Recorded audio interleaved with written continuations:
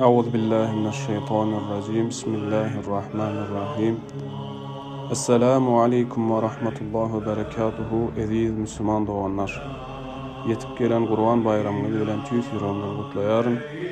Goy Allah etçe ibadatlarınızı, kesçek kurbanlarınızı, okuyacak bayram namazınızı öz dergahine kabul buyursun. Kur'an-ı Kerim'deki Allah'ın özlerine rızkal edip veren kurbanlık hayvanlarının damağını çalanlarında Allah'ın adını ağlamakları için her ümmata kurbanlık çalma ibadetin bir görünüşü edip koyduk diyen ayetten görünüşüne göre kurbanlık bizden ön yaşap geçen ümmetlara hem farz edilipti. Kur'an-ı Kerim'de kurbanlık devinin her dinde bolandığını ayretini tamak bilen adamzat tarihinde kurbanlık bilen bağlı yüze çıkan türlü vakalar görün verilir. Kur'an-ı Kerim'in hiç haşan kurbanlıkların eti ve gani Allah'a varıp yetmez, ona dine sizin takvalığınız gelip yeter diyen ayetine göre kurbanlık dine Allah için ve Allah'a yakın olmak için kesilir. Allah Teala hiçbir ibadata şol sanda bizim kesecek kurbanlığımıza demeyte.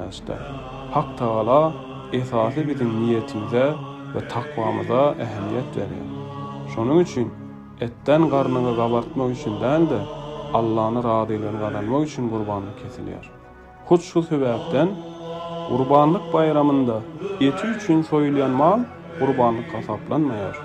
Galip ise şertleşip kurbanlık beryenler arasında dine et için koşulan biri bar olsa onda beyleki şakirtlerin hem kurbanlık kabul olmuyor.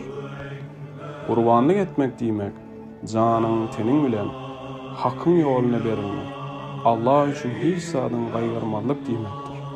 Pidagarlığın şeyli beyik nuskası Hazreti İbrahim bilen İsmail'in keşfinde öz beyanını tapıptır. Kurbanlık Allah boyun bolmak duyusunu terbiyeliyor. Bunun sayesinde insan öz perverdigarının kuluduğuna düşünür ve onun önündeki kulluk borcunu berca etmeye duruyor.